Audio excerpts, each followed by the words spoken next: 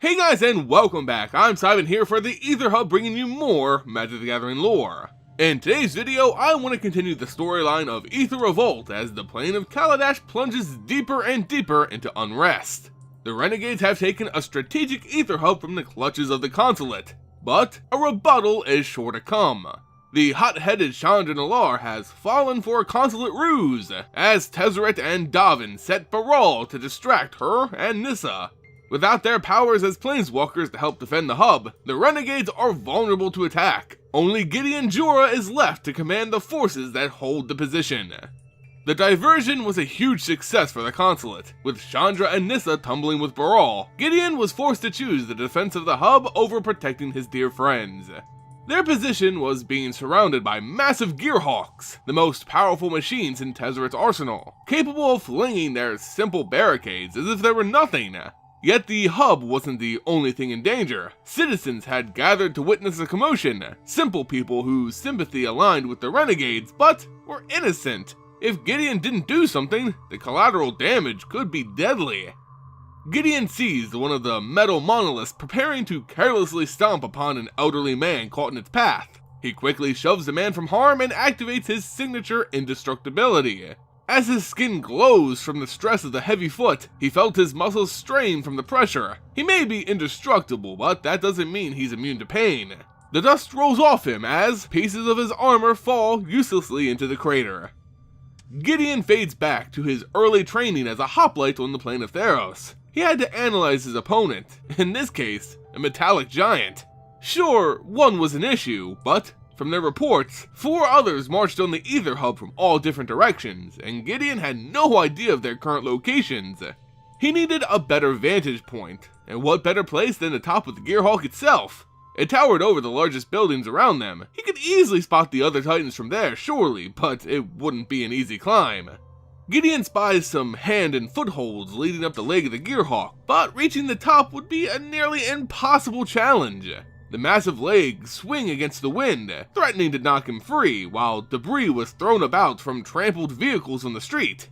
Despite all this, Gideon reaches the machine's waist and can spot the next nearby Gearhulk. Another giant, this one featured various hoses which easily dispersed a crowd of gathered protesters and Renegade supporters. As the rabble was washed away, legions of armored consulate officials came in to restore peace, or at least what they considered peace. However, his troops wouldn't just sit back and take this punishment. These were their friends, their family, their neighbors this torrential Gearhulk was blasting, and they would defend them. From a shadowy rooftop, a group of 3 renegades set up a harpoon and shot it directly into the pipe arms of the Gearhulk, causing it to shred and pour water out harmlessly in all directions. 1 down, a small victory for the Renegades. As Gideon searches for the other machines, a small Thopter finds its way to his precarious position and surprisingly starts to speak. It was a female's voice, speaking in code, calling him Beef Slab? It was someone called Shadowblade, running communications while Jace was away collecting intel. Fair enough. He asks where Liliana was, going by the name Night Queen, of course. She was busy destroying a Gearhulk that hosted a living tree as its spine. If it lives, Liliana can deal with it. The tree aged and decayed in real time, causing the Gearhulk to slump over in a heap of smoking rubble. Another 1 down. As the air shifts with the massive steps of his current, mount, Gideon sees his Gearhulk's projected path, right into a crowd of protesters. This thing had to come down fast. A quick inspection shows no obvious weak points, save for the small opening in its metal plating which allowed its legs to move. His plan was crazy. In fact, you can say it wasn't even a plan at all. Chandra could have planned something better, but Gideon had made his decision and now he just had to do it. He activated his otherworldly magic and flung himself into the opening of the Gearhulk's leg, bouncing and jolting between the gears and mechanisms which propelled the giant forward. The metal became stressed as his uncrushable body bent and warped numerous crucial components, causing it to topple over. Gideon was ejected out of the cracked husk of the now motionless Gearhulk, unharmed but missing his shirt, which wasn't so lucky.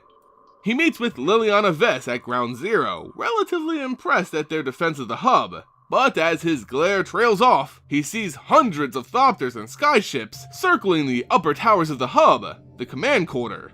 The assault from the ground was merely another distraction. The real attack came from the air, and both Gideon and Liliana were too far to help.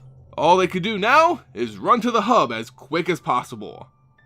The Renegade hub is falling faster than a damage stopped her, and a majority of the Gatewatch are unable to stop it. Chandra and Nissa are still contending with Baral, while Gideon and Liliana are bogged in ground conflict, and Jace is off doing, well, Jace stuff. It appears as if the Consulate has the Aether Hub right where they want it, but what does this mean for Renegade Prime, P and Nalaar, and the rest of the Renegades? How can the rebellion continue after such a loss? We'll find out in our next lore lesson as we conclude the battle between Chandra and Baral and discover the ultimate fate of the Renegades moving forward. If you enjoyed the video and want to support lore here on the Aether Hub, go ahead and give it a like and subscribe for more awesome MTG content. As always, thank you all so much for watching, and I'll see you next time here on the Aether Hub.